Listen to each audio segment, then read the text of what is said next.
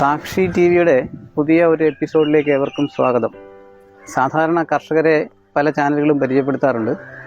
ഇന്ന് നമ്മുടെ നാട്ടിൽ ചിരപരിചിതമല്ലാത്ത ഒരു കൃഷിയെക്കുറിച്ച്, ആ കൃഷി വിജയിച്ച ഒരു കർഷകൻ്റെ ജീവിതത്തെക്കുറിച്ച് വിശദീകരിക്കുകയാണ് സാക്ഷി ടി വി. ഏവർക്കും സ്വാഗതം. സജീവ് അല്ലേ? അതെ. ശാസ്ത്രമംഗലം ജംഗ്ഷനിലെ പഴക്കച്ചവടം. അതെ. ഓക്കെ, അപ്പോൾ ഈ പഴം കച്ചവടത്തിന് വേണ്ടി മാത്രമാണോ ഇവിടെ ഉൽപ്പാദിപ്പിക്കുന്നത്? അതെ, ഇവിടെ കച്ചവടത്തിന് വേണ്ടി മാത്രമാണ്.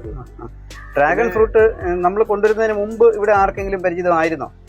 ഇല്ല, ഇവിടെ അടുത്ത ഏരിയയിൽ അങ്ങനെ ആരും ഇതുവരെ കൃഷി ചെയ്തിട്ടില്ല. നമുക്ക് ആ കൃഷി ഒന്ന് നോക്കിയിട്ട് ബാക്കി കാര്യങ്ങൾ സംസാരിക്കാം. ഓക്കെ, വരൂ. അപ്പോൾ ഇതാണ് ഡ്രാഗൺ ഫ്രൂട്ട് അല്ലേ?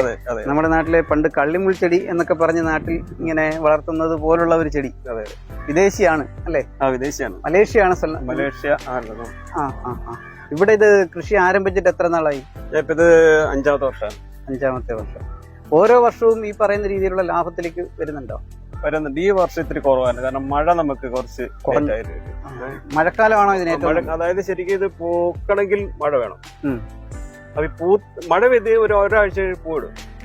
അപ്പൊ നമുക്ക് ശരിക്കും മാർച്ച് മാസത്തിൽ മഴ കിട്ടിയിരുന്നെങ്കിൽ നമുക്ക് നല്ലൊരു ഉൽപാദനം കിട്ടിയാണ്. പക്ഷെ ഇപ്രാവശ്യം നമുക്ക് വേനൽ മഴ കിട്ടിയില്ല. അതുകൊണ്ട് അതിനുശേഷം മഴ തുടങ്ങിയതിന് ശേഷമാണ് ഇത്രയും ഫ്രൂട്ട് പെട്ടെന്നുണ്ടായത്. കഴിഞ്ഞ പ്രാവശ്യം കുറവായിരുന്നു, വളരെ കുറവായിരുന്നു. ഉണക്ക സമയത്ത് പൂക്കളില്ല, കായ്ക്കത്തില്ല. ഇല്ല, നല്ല മഴയുണ്ടെങ്കിൽ പെട്ടെന്ന് പെട്ടെന്ന്. ഇതിപ്പോ ഈ പൂവൊക്കെ കഴിഞ്ഞ ഇതിലിപ്പോ രണ്ടാമത്തെ സ്റ്റെപ്പാണ്. ഇത് മിനിങ്ങാന്ന് കഴിഞ്ഞ ദിവസം ഉണ്ടായതാണ്. ഇതൊക്കെ 2-3 ദിവസം മുമ്പ് പൂത്താണ്. അപ്പോ ഇനിയിപ്പോ അടുത്ത മൊട്ട് വന്നു തുടങ്ങി. ഇത് അടുത്ത ദിവസം ഇനി ഒരു 10 ദിവസം കഴിയുമ്പോ ഇത് വിട്ടു. അപ്പൊ നമുക്കൊരു 15 ദിവസം കൂടുമ്പോ ഇങ്ങനെ ഫ്രൂട്ട് ഉണ്ടായിക്കൊണ്ടിരിക്കും. ബാക്കി വർഷത്തിൽ വേനൽക്കാലം ഒഴിച്ച് ബാക്കി നവംബർ വരെ പൂവിടും. നവംബർ കഴിഞ്ഞാൽ പിന്നെ ഡിസംബറിൽ നമുക്ക് പറിക്കാം. ലാസ്റ്റ് ഇത് പറിച്ചു കഴിഞ്ഞാൽ പിന്നെ അടുത്ത് പിന്നെ മാർച്ചില്, ഫെബ്രുവരിയിൽ മഴ കിട്ടുവാണെങ്കിൽ മാർച്ച് ആദ്യം പോലും കൂടാൻ തുടങ്ങും. അപ്പൊ 2-3 മാസക്കാലം കായ ഉണ്ടാവില്ല. ബാക്കിയുള്ള അപ്പൊ ആ സമയത്താണ് നമ്മൾ ഇതിനെ കട്ട് ചെയ്ത് വീണ്ടും തൈ ഉണ്ടാക്കാനായിട്ടൊക്കെ. ആ സമയത്ത് പൂ ഉണ്ടാവില്ല. അപ്പൊ നമുക്ക് ഏത് തണ്ട് വേണമെങ്കിലും കട്ട് ചെയ്യാം. ഇത് കട്ട് ചെയ്ത് നട്ടു കഴിഞ്ഞാൽ ഇതേ ഈൽഡ് അതിൽ നിന്ന് വരുമോ? അതെ, സെയിം ആണ്. അതായത് എന്റെ മാതൃ സസ്യമാണ് ഇത്. വെറും ഒരു തണ്ടാണ് ഇത്, ആദ്യം നട്ടതാണ്. ശരി. ഇതാണ് ഇതിൽ നിന്ന് ബ്രാഞ്ചസ് എടുത്താണ് ഇത്രയും ഈ ഏരിയ കംപ്ലീറ്റ് നട്ടത്. ശരി. ഇതിനപ്പുറത്ത് വീട്ടിൽ അവർക്ക് കൊടുത്തതും അവിടെ അപ്പുറത്ത് ആ വീട്ടിൽ കൊടുത്തത് എല്ലാം ഈ ഇതിൽ നിന്നുള്ള ഈ ഒരു തണ്ടാണ് ഇതിന്റെ മെയിൻ. ശരി. അത് വളരെ കട്ടിയുള്ള ഇതാണ് അല്ലേ? ഏകദേശം 5 വർഷം കളർ തന്നെ മാറി. ഓക്കെ. ഇത് നിങ്ങൾ ഈ തൈയായിട്ട് വെക്കുന്നിടത്തും ഇതേപോലെ തന്നെ ഈൽഡ് കിട്ടുന്നുണ്ടോ? അതേ സെയിം. അപ്പുറത്തെ വീട്ടിൽ ഇതേ സെയിം ഒരേ സമയത്ത് പൂക്കുകയും ചെയ്യും. ഇവിടെ പൂക്കുന്ന സമയത്ത് അവിടെ പൂക്കും. ഇവിടെ പഴം പറിക്കുന്ന സമയത്ത് അവിടെയും പറിക്കാം. ഒരേ സമയത്താണ് ഇതെല്ലാം. ഇതൊക്കെ ശരിക്കും നല്ലൊരു സൈസുള്ള വലിയ കായാണ്.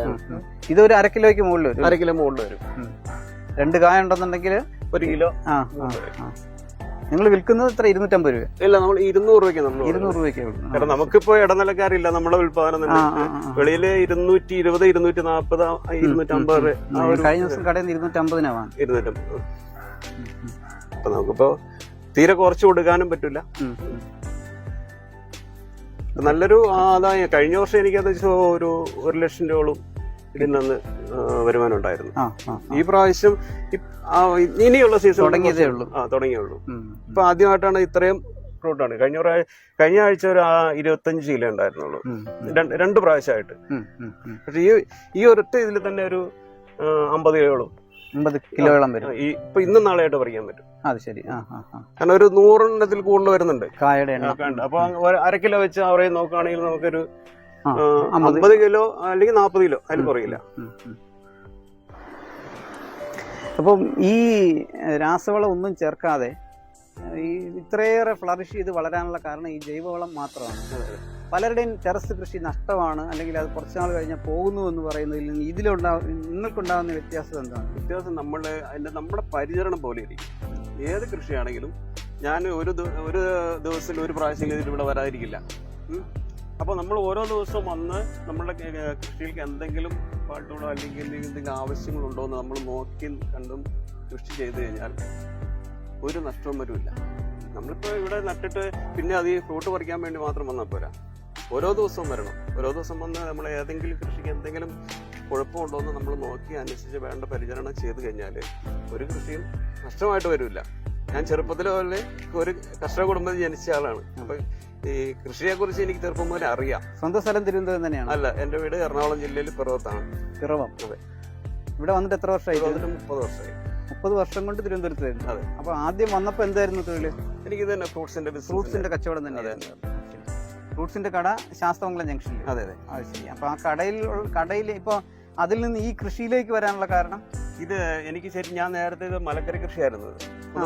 ആദ്യം മലക്കറി പച്ചക്കറി കൃഷി ചെയ്യാനായിട്ട് ഇതെല്ലാം സെറ്റപ്പ് ചെയ്തത്. അപ്പോ ഈ പച്ചക്കറി കൃഷി എന്ന് പറഞ്ഞാല് ഇത് ഒരു നേരം വന്നാൽ മതി, മറ്റത് അങ്ങനെയല്ല, 2 നേരമെങ്കിലും വന്ന് നോക്കേണ്ട ഒരു സാഹചര്യം. കൂടുതൽ പരിചരണം പച്ചക്കറിക്ക് ആവശ്യമാണ്. രാവിലെ വൈകുന്നേരവും അത് തന്നെയാണ്. എപ്പോഴും ഇതിനകത്ത് പച്ചക്കറി തോട്ടത്തിൽ ആളുണ്ടായിരിക്കണം, എന്നെങ്കിലേ ആ പച്ചക്കറിക്ക് അതിൻ്റെതായ ഒരു. പിന്നെ അതിന് വേറെയും പ്രശ്നമുണ്ട്, മറ്റു ക്ഷുദ്രജീവികൾ, പിന്നെ കീടങ്ങൾ ഇതെല്ലാം ആക്രമിക്കും. പക്ഷെ ഇതിന് ഈ മുള്ളുള്ളത് കൊണ്ട് ഒരു തരത്തിലുള്ള പോലും വന്ന് കൊത്തില്ല, കീടശല്യങ്ങളില്ല. മരുന്നുകൾ അടിക്കേണ്ട ഒരു ഇത് വരില്ല. ഇന്ന് വരെ ഇതിനകത്ത് മരുന്ന് അടിച്ചിട്ടില്ല, കാരണം ഇതിനകത്ത് ക്ഷുദ്രജീവികൾ അല്ലെങ്കിൽ കീടങ്ങളൊന്നുമില്ല. അതിന് ഈ മുള്ള് ഇങ്ങനെ ഉള്ളത് കൊണ്ട് പ്രാവോ മറ്റുള്ള ജീവികളോ കാക്കയോ വവ്വാല് വരില്ല, എലി വരില്ല, കുരങ്ങ് വരില്ല, ഒരു ശല്യമില്ല. അതുകൊണ്ട് ഒരു പഴം പോലും നമുക്ക് നഷ്ടപ്പെടില്ല. അഥവാ നമ്മൾക്ക് പറിക്കാൻ നമ്മൾ ഡ്രാഗൺ ഫ്രൂട്ടിന് മാത്രമുള്ള ഒരു പ്രത്യേകതയാണ് അത്. ഇതിപ്പോ ഒരു ആകെ സ്ഥലം 4 സെന്റേ ഉള്ളൂ. 4 സെന്റേ ഉള്ളൂ. 4 സെന്റിൽ ഈ ടെറസ് ഇരിക്കുന്ന ഭാഗം പറഞ്ഞു കഴിഞ്ഞാൽ ഒരു 2 സെന്റിനകത്ത് 2 സെന്റ് വരുള്ളൂ. ഓക്കെ. അപ്പൊ ഈ 2 സെന്റിൽ നിന്നാണ് ഒരു വർഷം 1 ലക്ഷം രൂപ നിങ്ങൾ ഉണ്ടാക്കുന്നത് അല്ലേ, ലാഭം ഉണ്ടാക്കുന്നത്. ഓക്കെ. സാധാരണയിൽ നിന്ന് വ്യത്യസ്തമായിട്ടുള്ള ടെറസ് കൃഷിയാണ് ഇവിടെ കാണുന്നത്. സാധാരണ എല്ലാം ചാക്കിനകത്തും ഗ്രോ ബാഗിലും ഒക്കെയാണ് വെച്ചിരിക്കുന്നത്. പക്ഷെ ഇവിടുത്തെ ഒരു പ്രത്യേകത ഇത്തരത്തിലുള്ള പോളിത്തീൻ ടിന്നാണ് അല്ലെ, കുടിവെള്ളത്തിന്റെ ടിന്നാണ്, ഡപ്പി അല്ലെ. ടാങ്ക് വെച്ചിട്ടാണ് നിങ്ങൾ ചെയ്തിട്ടുള്ളത്. ടാങ്ക് തലകീഴായിട്ട് വെച്ച് അതിന്റെ അടിയിൽ പൈപ്പ് കണക്ട് ചെയ്തിരിക്കുന്നത്. അപ്പം ഈ ടെറസുമായിട്ട് ടച്ച് ചെയ്യുന്നില്ല. നമുക്ക് ഈ നമ്മൾ എത്ര വളം ഒഴിച്ചാലും ഈ വളം നമ്മൾ ബാലൻസ് അടിയിട്ട് താഴെ പോയി ടെറസ് വൃത്തിയേടാവില്ല. ടെറസിൽ വേറെ പ്രശ്നങ്ങളൊന്നും ഉണ്ടാവില്ല. ഈ പൈപ്പിലൂടെ സർക്കുലേറ്റ് ചെയ്ത് എല്ലായിടത്തും, അതായത് സർക്കുലേറ്റ് ചെയ്ത് ലാസ്റ്റ് വേസ്റ്റ് വെള്ളം വരണത് അവിടെയാണ് വേണ്ടത്. ശരി. അപ്പൊ ഓരോ ലെയറിൽ ഇങ്ങനെ കൊടുത്തിരിക്കുന്നത് കംപ്ലീറ്റ് എല്ലാം അവിടെ നിന്ന് ഇങ്ങോട്ട് വന്ന് ഇവിടെ വന്ന് അതിന്റെ വേസ്റ്റ് ഇവിടെ വരും, ആ സൈഡിൽ നിന്ന് പോലെ ഇവിടെ വരും. ഇതെല്ലാം കൂടെ കളക്ട് ചെയ്ത് ഈ പൈപ്പ് വഴി നേരെ പോയി ലാസ്റ്റ് അങ്ങേറ്റത്ത്. അപ്പൊ ഈ പ്ലംബിങ്ങിന് വേണ്ടിയിട്ട് നല്ലൊരു ചെലവായിട്ടുണ്ടാവുമല്ലോ ഈ പൈപ്പ് എല്ലാം സ്ഥാപിക്കുന്നതിന്? ഇത് എല്ലാം എന്റെ സ്വന്തം വർക്കാണ്. ആയിക്കോട്ടെ. അല്ല, ഞാൻ ചോദിച്ചത് ഈ പൈപ്പിന്റെ കോസ്റ്റ് നല്ല ഏകദേശം നല്ലൊരു എമൗണ്ട് വരുന്നുണ്ട്. ഒരു തവണ ചെയ്താൽ മതി. ഒരു തവണ ചെയ്താൽ നമുക്കൊരു 10 വർഷത്തേക്ക് പിന്നെ ഒന്നും ചെയ്യണ്ട. ഈ ഇതിന്റെ പ്രത്യേകത എന്ന് പറഞ്ഞാൽ ഇത് 10 അല്ലെങ്കിൽ 20 വർഷം കഴിഞ്ഞാൽ ഈ ബോട്ടിൽ പോകില്ല. ശരി. ഈ ബോട്ടിൽ ഒരു 10 വർഷം കഴിഞ്ഞാൽ ഈ ബോട്ടിൽ ഇങ്ങനെ നിൽക്കും. അപ്പൊ ഇത് നമുക്ക് അപ്പോഴെപ്പോഴും മാറ്റണ്ട.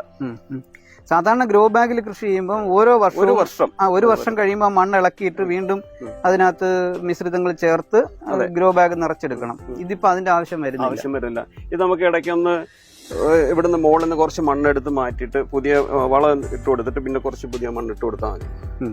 പിന്നെ നമുക്ക് ഒരു 10 വർഷം കഴിയുമ്പോൾ ഇതിനെ ഒന്ന് റീസെറ്റ് ചെയ്യണം.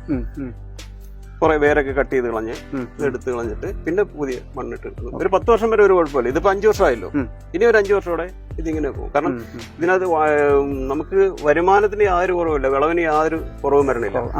അപ്പോ ശരിക്കും അതിനുള്ള ആവശ്യമുള്ള വളം നമ്മൾ ആഴ്ചയിൽ 2 പ്രാവശ്യമേ അത് ഒഴിച്ചു കൊടുക്കണം. വളം എന്ന് പറയുമ്പോൾ എന്തൊക്കെ വളങ്ങളാണ്? ശരിക്കും ജൈവവളമാണ്. ഇതിപ്പോ ഞാൻ രസതളിപ്പഴവും ശർക്കരയും കൂടെ കലക്കി വെച്ചിരിക്കുകയാണ്. ശരി. രസതളിപ്പഴം ശർക്കരയും കൂടെ കലക്കി മിക്സ് ചെയ്ത് വെച്ച് ഈ വളം ആഴ്ചയിൽ ഒരിക്കലും ഡൈലൂട്ട് ചെയ്ത് ഒഴിച്ചു കൊടുക്കും. പിന്നെ എല്ലുപൊടിയും പിണ്ണാക്ക് അതുപോലെ ചാണകം ഇതെല്ലാം കൂടെ കലക്കി അതിനകത്ത് ഡ്രമ്മിൽ വെച്ചിരിക്കുക. അത് ആഴ്ചയിൽ ഒരു പ്രാവശ്യം. അപ്പൊ 2 പ്രാവശ്യമായിട്ട് ഈ 2 വളം മാറി മാറി ഒഴിച്ചു കൊടുക്കും. വേറെ രാസവളം ഇല്ല. രാസവളം പിന്നെ ഞാൻ വളർത്തുന്ന മീൻ കുളത്തിൽ നിന്നുള്ള അതിന്റെ വേസ്റ്റ് വെള്ളം, ആ വെള്ളം ഇതിനാണ് ഉപയോഗിക്കുന്നത്. അതിൽ ധാരാളം അമോണിയ ഉണ്ടല്ലോ. അതെ. ഇപ്പം മറ്റു വളങ്ങളൊന്നും ചേർക്കുന്നില്ല, ഇല്ല. രാസവളവും കീടനാശിനികളും ഇല്ല. നമുക്ക് ഒന്നാമത് ടെറസാകുമ്പോൾ രാസവളം അങ്ങനെ ചേർക്കാൻ പറ്റില്ല. അതാണ് മെയിനായിട്ട് ഞാൻ ജൈവവളത്തിലേക്ക് നീങ്ങാൻ കാരണം ഇതാണ്. അല്ല, അതിപ്പോ ഈ ഉൽപ്പന്നത്തിനും അതിൻ്റെതായ ഗുണമുണ്ടാവും. മറ്റു എന്റെ ഇപ്പോ നമ്മൾ പറിക്കുന്ന പഴം ശരിക്കും പറഞ്ഞാൽ എനിക്ക് കടയിൽ കൊടുക്കാം. കാരണം ഓരോരുത്തരും നേരത്തെ വാങ്ങിച്ചവർ വീണ്ടും അവർ തന്നെ ബുക്ക് ചെയ്തിരിക്കുകയാണ്. ഇപ്പൊ 2 ദിവസമായിട്ട് 2 പാർട്ടി തന്നെ ഒരു 30 കായ ആകും എന്ന് അറിയുമ്പോഴേ ആളുകൾ ഒന്ന് ബുക്ക് ചെയ്യും. അതെ, ശരി. അപ്പൊ എന്നോട് ചോദിക്കുക എന്താണ് പറിക്കുന്നത്. അപ്പൊ എനിക്ക് കറക്റ്റ് ആ ഡേറ്റ് അറിയാം. ഇപ്പൊ ഇത് ഇപ്പോ കഴിഞ്ഞ 21-ാം തീയതി പൂവിട്ടതാണ്. അപ്പൊ ഈ കറക്റ്റ് ഈ ഒരു 1-ാം തീയതി ആകുമ്പോഴത്തേന് ഇത് പഴമാകും. 30 ദിവസം കറക്റ്റ് 30 ദിവസം. ശരി. അപ്പൊ നമുക്ക് ആരോട് ചോദിച്ചാൽ നമുക്ക് പറയാം ഇന്ന ദിവസം എനിക്ക് ഫ്രൂട്ട് തരാം എന്ന് പറയാൻ പറ്റും. അപ്പൊ എത്ര പൂവുണ്ടോ അല്ലെ എത്ര കായ ഉണ്ടോ നോക്കിയിട്ട് ആളുടെ അടുത്ത് പറയാൻ കഴിയും ഇത്രയുണ്ടെന്നുള്ളത്. ഓക്കെ. ഇത് സജീവിന്റെ കൃഷി കണ്ടിട്ടായിരിക്കും അടുത്ത ടെറസിലൊക്കെ ഇതുപോലെ കൃഷി ആരംഭിച്ചിരിക്കുന്നത് അല്ലേ? എന്റെ കൃഷി കണ്ട് ഞാൻ കൊടുത്ത തൈയാണത്. ഈ പറഞ്ഞാല് ഈ വർഷം കൊടുത്ത അടുത്ത വർഷം കായായി. പിന്നെ ഒരു വർഷം കൊണ്ട് കായ്ക്കും. ഒറ്റ വർഷം കൊണ്ട് കായ്ക്കും. ആദ്യത്തെ വർഷം ഒരു വർഷം മതി. ഈ വർഷം നമ്മൾ ഇപ്പൊ ഈ സമയത്ത് നട്ടാൽ അടുത്ത വർഷം കറക്റ്റ് അതുപോലെ പരിചരിച്ച് നല്ല രീതിയിൽ ചെയ്ത് കഴിഞ്ഞാൽ അങ്ങനെ ഒരു വർഷം കഴിഞ്ഞ് കൃഷി ഇത് കായ്ക്കാൻ ആരംഭിച്ചാൽ ഇത് എത്ര വർഷം നിൽക്കും ഒരു ചെടി? ഇതിന്റെ ആയുസ് എന്ന് പറഞ്ഞാൽ ഞാൻ കേട്ടറിയുന്നത് 25 വർഷമാണ് ഒരു ചെടിയുടെ ആയുസ്. പക്ഷേ ഈ 25 ഇടയ്ക്കിടയ്ക്ക് പ്രൂണിങ് നടത്തണം. അതായത് നമ്മളിപ്പോ ഇത് ഒരു 2 വർഷം മുമ്പ് ഉണ്ടായതാണ് ഇതിന്. അപ്പൊ ഇതൊക്കെ ഏകദേശം 2 വർഷം കഴിയുമ്പോ പിന്നെ അതൊരു അതിന്റെ ഉള്ളിൽ ജലാംശം നട്ട് ഒരു ഉണങ്ങിപ്പോകും. ഇത് ഒരു മഞ്ഞ കളർ അടിച്ചു വരും. പിന്നെ ഇതിനകത്ത് പൂവുണ്ടാവില്ല. അപ്പൊ അതിനെ നമ്മൾ കട്ട് ചെയ്താണ് നമ്മൾ തൈ ആയിട്ട് എടുക്കുന്നത്. ഇപ്പൊ ഇത് ഈ വർഷം ഉണ്ടായതാണ്. ഇനി വീണ്ടും ഇതിനകത്ത് ഉണ്ടാവും. ഇത് കഴിഞ്ഞ വർഷം ഉണ്ടായതുകൊണ്ടാണ്. ഇത് ഈ വർഷം അടുത്ത വർഷം നിരന്തരം ഇതിനകത്ത് എല്ലാ ദിവസവും വരുന്നതുകൊണ്ട് ഏതൊക്കെ തണ്ടാണ് വരുന്നതെന്ന് പോലും പുതുതായിട്ട് അറിയാൻ കഴിയും. ഇതൊക്കെ കഴിഞ്ഞ വർഷം ഉണ്ടായതുകൊണ്ടാണ്. കഴിഞ്ഞ വർഷം പറിച്ച ഒരു കായാണ്. പക്ഷെ ഇതിനകത്ത് ഇതിൽ 2 ഉണ്ടായിട്ടുണ്ട്. ഇങ്ങനെ കട്ട് ചെയ്താണ് കായ എടുക്കുന്നത്. കായ എടുക്കുമ്പോ അവിടുത്തെ തണ്ട് കുറെ പോകും. കുറച്ച് പോകും, കുഴപ്പമില്ല. ഇതിന്റെ സെൻട്രൽ കൂടെ തണ്ട് വരും. ഇപ്പൊ ഈ സെൻട്രൽ ഇവിടെ നിന്നാണ് ഇങ്ങനെ മുള വരുന്നത്. അപ്പൊ നമ്മളിവിടെ വെച്ചിങ്ങനെ കട്ട് ചെയ്തിരുന്നത്.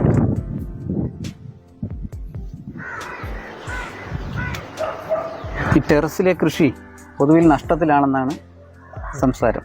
വിശേഷിച്ച് കർഷകർ പറയുന്നത് ടെറസിൽ കൃഷി ചെയ്ത് കഴിഞ്ഞാൽ നഷ്ടമാണ്. ഉദ്ദേശിച്ച് തൽക്കാലം നമുക്ക് വീട്ടിലേക്കുള്ളത് മാത്രമേ കിട്ടുള്ളൂ, അല്ലാതെ വിൽക്കാൻ വേണ്ടിയിട്ട് കിട്ടാറില്ല എന്നാണ്. അതിൽ നിന്ന് വ്യത്യസ്തമായിട്ട് ഇത് എങ്ങനെയാണ് ലാഭത്തിലാക്കി എന്ന് പറയുന്നത്? ഇത് നമുക്ക് ആദ്യമേ ഒരു ഐഡിയ വേണം. നമുക്ക് ഈ ഇത്ര ഏരിയയിൽ കൃഷി ചെയ്ത് എടുക്കാം. അതിന് നമുക്ക് ആദ്യം പോലെ അടിസ്ഥാനമായിട്ട് ഇതിനെ നടാനുള്ളൊരു സംവിധാനം ഉണ്ടാക്കിയെടുക്കുക എന്നുള്ളതാണ് മെയിനായിട്ട്. പിന്നെ അതിനെ ഉള്ള സ്ഥലത്ത് നമ്മൾ അതിനെ അറേഞ്ച് ചെയ്യുക. പ്ലാനിങ് ഏറ്റവും പ്രധാനം. അതെ. എന്നിട്ട് ബാക്കി നമ്മൾ ഒരു ശകലം പോലും സ്ഥലം മെനക്കിടാതെ അതിനെ വേണ്ട രീതിയിൽ കൃത്യമായ അകലത്തില് പാകത്തിന് നട്ടിട്ട് പിന്നെ അതിന്റെ പരിചരണം, ഇതെല്ലാം നമ്മൾ നേരത്തെ നമ്മൾ പറഞ്ഞ പോലെ കറക്റ്റ് അതിന്റെ പരിചരണ രീതിയിൽ ചെയ്തു കഴിഞ്ഞാൽ ഒരു കൃഷി നഷ്ടമില്ല. പ്രത്യേകിച്ച് ഡ്രാഗൺ ഫ്രൂട്ട് കൃഷി എന്ന് പറഞ്ഞാൽ ശരിക്കും പറഞ്ഞാൽ ഇപ്പം ഡ്രാഗൺ ഫ്രൂട്ടിനെ ഒരിക്കലും ഒരു വിദേശിയായിട്ട് കാണേണ്ട ആവശ്യമില്ല. ഇപ്പൊ എല്ലായിടത്തും ഇവിടെ നമ്മുടെ ഈ വിതര ഭാഗങ്ങളൊക്കെ അവിടെ ഏക്കർ കണക്കിന് ഫാമായിട്ടുണ്ട്. പലരും ഇത് ഒരു സിമെന്റിന്റെ പില്ലർ വെച്ചിട്ട് മുകളിൽ ടയർ വെച്ചിട്ട് അതിലാണ് ഇങ്ങനെ വളർത്തുന്നത്. ഇവിടെ അതിന് വ്യത്യസ്തമായിട്ട് പൈപ്പാണ്. അത് എന്ന് വെച്ചാൽ നമുക്ക് തറയിലാകുമ്പോൾ പൈപ്പ് കുറെ താഴോട്ട് കുഴിച്ചിട്ടിട്ട് അതിന്റെ ഒരു ബലപ്പെടുത്താൻ പറ്റും. ഇവിടെ നമുക്ക് അത് പറ്റില്ല. അപ്പൊ ഞാനെന്ത് വെച്ചാൽ ഈ 2 സെക്ഷനെ ചേർത്ത് ഈ പൈപ്പിൽ നിർത്തിയിരിക്കുന്ന പറഞ്ഞാൽ സ്ക്വയർ പൈപ്പ് 2 സൈഡിൽ നിന്ന് കവർ ചെയ്ത് നിർത്തിക്കുക. അപ്പൊ അവിടെ നിന്ന് ഈ വെള്ളപ്പെടുത്തം വരും. അപ്പൊ അഥവാ കാറ്റടിച്ചാലും മറിയൂല. അപ്പൊ മൊത്തത്തിൽ അന്ന് എല്ലാത്തിനും ചേർത്ത് കെട്ടിയിരിക്കുക. അപ്പൊ അതുകൊണ്ടാണ് നമുക്ക് ഈ പൈപ്പിൽ നിർത്താൻ പറ്റും. ഏത് കാറ്റോ ശക്തമായ മഴയൊക്കെ ഉണ്ടായാലും ഒരു പ്രശ്നമില്ല, വരില്ല. അതിനെല്ലാം ശരിക്കും ബലപ്പെടുത്തി ടൈറ്റ് ചെയ്ത് കമ്പിയിട്ട് കെട്ടി റെഡിയാക്കി വെച്ചിരിക്കുകയാണ്. അപ്പോൾ ഈ ചെറിയ ഒരു ഇടത്തിൽ നിന്ന് ഇത്രയേറെ വരുമാനം ഉണ്ടാക്കിയ നിങ്ങൾക്ക് അങ്ങേയറ്റം അഭിനന്ദനങ്ങൾ. അതോടൊപ്പം ഇതിൻ്റെ ഈ വളം കണ്ടെത്തുന്ന മാർഗം കൂടി ഒന്ന് വിശദീകരിക്കണം. വളം കണ്ടെത്തുന്നത് ശരിക്കും കാശ് കൊടുത്ത് വാങ്ങിക്കണ വളം എന്ന് പറഞ്ഞാൽ നമ്മൾ പിണ്ണാക്കുണ്ട്, എല്ലുപൊടിയുണ്ട്, പിന്നെ ചാണകം. ഞാനിവിടെ അടുത്തൊരു വീട്ടിൽ നിന്ന് സംഘടന അവർക്ക് ഇതിന്റെ ഫ്രൂട്ട് കൊടുക്കും, അവരെനിക്ക് ചാണകം തരും. അത് ശരി, പൈസ കൊടുക്കാൻ സംവിധാനമാണ്. അതെ. അപ്പൊ അങ്ങനെ അതിൽ നിന്ന് കൊണ്ടുവന്ന് പിന്നെ ഇവിടെ വെച്ച് അതിനെ ഒരാഴ്ച വെച്ച് പുളിപ്പിച്ച് അതിനെ ഒരു പരുവാക്കിയിട്ട് പിന്നെ ഡൈല്യൂട്ട് ചെയ്ത്. അതല്ലാതെ മീൻവളം എന്ന് പറഞ്ഞാൽ മീൻവളം എന്ന് പറഞ്ഞാൽ ഞാനിവിടെ സൈഡിൽ മറ്റേ സിലോപ്പിയ മീൻ വളർത്തുന്നുണ്ട്. അപ്പൊ അതിന്റെ ഒരു മാസം കഴിയുമ്പോൾ അതിന്റെ വേസ്റ്റ് വളം ഇതെല്ലാം ഉണ്ടാകും. അതിന് മോട്ടർ ചെയ്ത് അടിച്ച് ഇതിന്റെ കൂട്ടിൽ ഒഴിച്ചു കൊടുക്കും. അപ്പൊ അതുകൂടെ നമുക്കൊന്ന് കാണാം. ഓക്കെ. ഇതിന്റെ പൂർണ്ണമായ വളർച്ച എന്ന് പറയുമ്പോൾ ഇതാണ്. പഴുത്ത് വരുമ്പോൾ ഇതിങ്ങനെ പൊട്ടി വിടരും. അതാണ് അതിന്റെ പൂർണ്ണമായ വളർച്ച. എന്നെങ്കിൽ കറക്റ്റ് അതിന്റെ നല്ല മധുരത്തിൽ കിട്ടുള്ളൂ.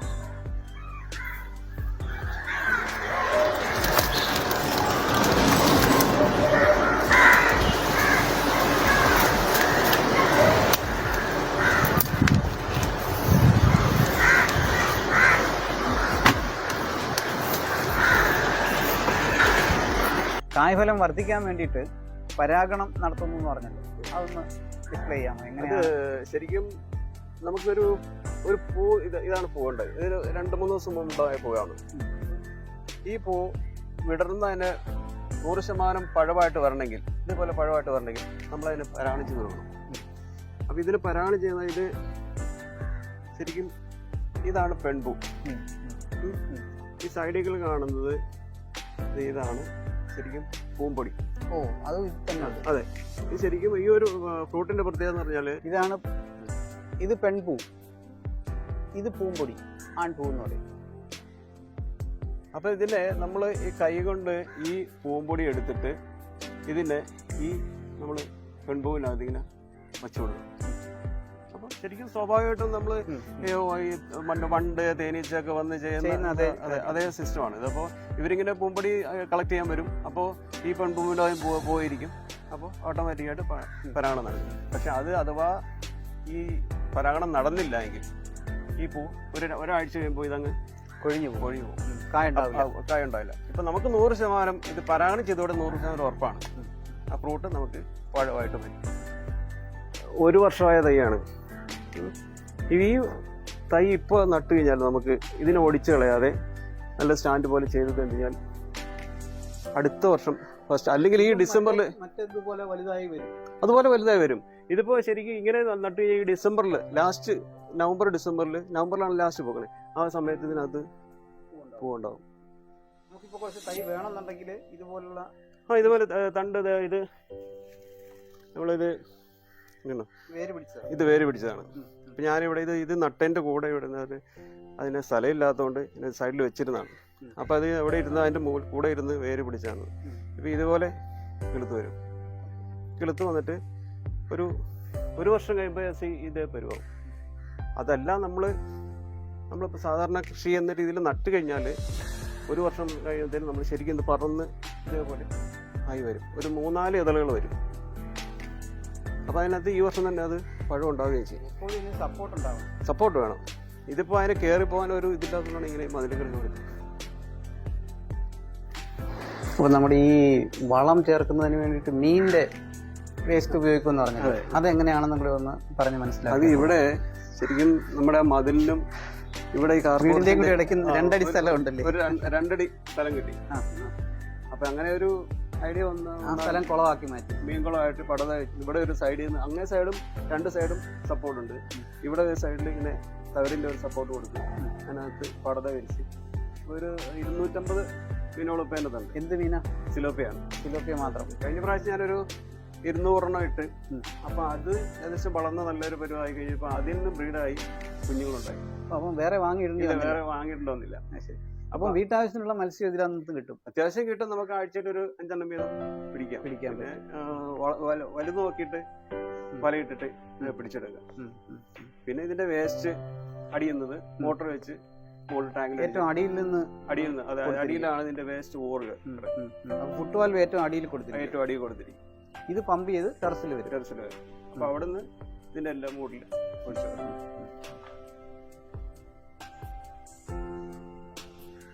അപ്പോൾ ഇതിനോടൊപ്പം മീൻ വളർത്തലും നിർബന്ധമാണ്. എങ്കിലേ ജൈവ വളർത്തുന്ന നിലയിൽ നമുക്ക് കൃഷി ചെയ്യാൻ പറ്റും. അഡീഷണൽ ആയിട്ട് ഒരു വളങ്ങൾ കിട്ടും. അതാണ് വളവും കിട്ടും, വീട്ടിലേക്കുള്ള മീനും കിട്ടും. സജീവ് എത്ര വർഷമായെന്ന് പറഞ്ഞാൽ ഇവിടെ വന്നിട്ട് 30 വർഷം.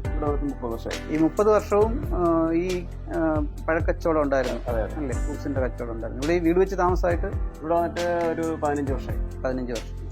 അപ്പൊ ഇവിടെ ഇത് തിരുവനന്തപുരത്തിന്റെ കൃത്യം ഏത് ഭാഗത്താന്ന് പറയാൻ പറ്റും? ഇത് ശാസ്ത്രമംഗലത്ത് നിന്ന് വട്ടിയൂർക്കാവ് വട്ടിയൂർക്കാവ് വരുമ്പോൾ തൊഴുവങ്കോട് അമ്പലം കഴിഞ്ഞ അടുത്ത് Manjadimoodu junction. Manjadimoodu main road എന്ന് പറഞ്ഞാൽ മഞ്ചാടിമൂട് ജംഗ്ഷൻ എന്നാണ് നമ്മൾ അവിടുന്ന് ലെഫ്റ്റിലേക്കുള്ള വഴി.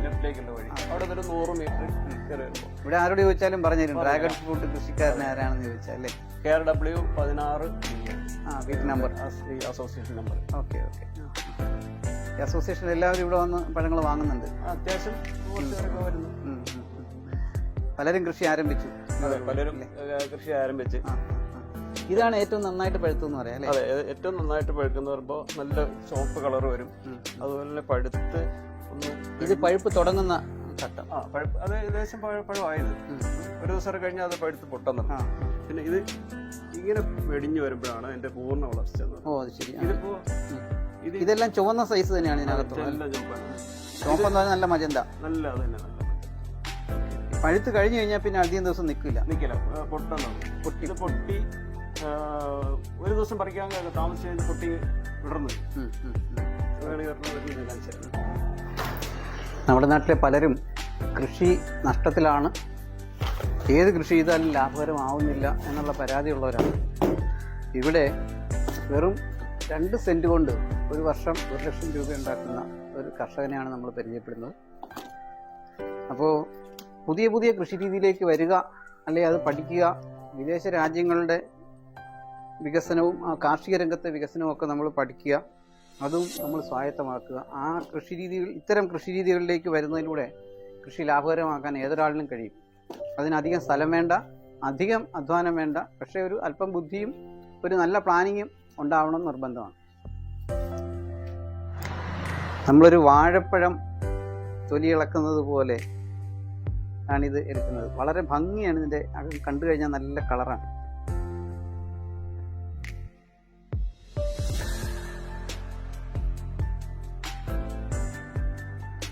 വളരെ സിമ്പിളായിട്ട്. അതെ, ഇത് കളറ് കണ്ടാൽ തന്നെ ആർക്കും കൊതിയൂറുന്ന ഒരു സംഗതിയാണ്.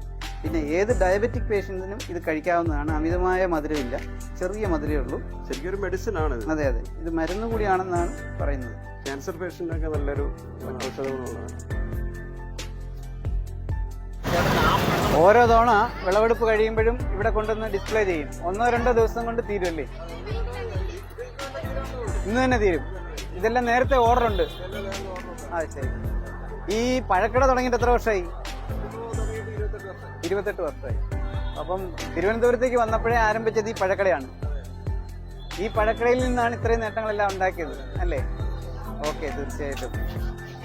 അപ്പം ശരി. ഇതെന്റെ ഭാര്യയാണ്. ഞങ്ങൾ രണ്ടുപേരും കൂടെയാണ് ഈ കട നടത്തിക്കൊണ്ട് പോണത്. അപ്പൊ വീട്ടിൽ ഞാൻ പോന്നാലും ബാക്കി കൃഷി കാര്യങ്ങളൊക്കെ പുള്ളിക്കാരെയാണ് ചെയ്യണത്. അപ്പോൾ ഞങ്ങൾ രണ്ടുപേരും കൂടെ നല്ല ഭംഗിയായിട്ട് നടത്തിക്കൊണ്ട് പോകണം. എൻ്റെ ഒരു ഹെൽപ്പ്, എൻ്റെ സഹായം കൂടിയാണ്. ഞങ്ങൾക്ക് 2 മക്കളാണുള്ളത്. മൂത്തയാളിവിടെ ടാറ്റ മോട്ടോഴ്സിൽ വർക്ക് ചെയ്യാണ്. ഇളയാള് പഠിക്കാനായിട്ട് ഓസ്ട്രേലിയക്ക് പോയിരിക്കുകയാണ്. പഠിത്തം കഴിഞ്ഞ് ഇപ്പോൾ ഒരു ചെറിയ ജോലിയായിട്ട് നിൽക്കുകയാണ് അവിടെ.